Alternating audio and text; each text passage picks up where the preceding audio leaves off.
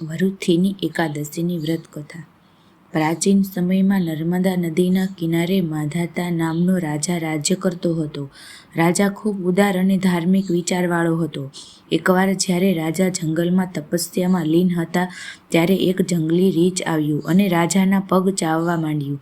રાજા ગભરાયો નહીં અને પોતાની તપસ્યામાં લીન રહ્યો. થોડીવાર પછી પગ ચાવતા ચાવતા રીંછ રાજાને ખેંચીને એક જંગલમાં લઈ ગયું. હવે રાજા ગભરાઈ ગયો, પણ તપસ્યા અને ધર્મના કારણે ક્રોધ કે હિંસા ન કરતા રાજા ભગવાન વિષ્ણુને પ્રાર્થના કરવા લાગ્યા. રાજાની પુકાર સાંભળીને ભક્તવત્સલ ભગવાન શ્રી વિષ્ણુ પ્રગટ થયા અને તેમણે ચક્ર દ્વારા રીંછને મારી નાખ્યો.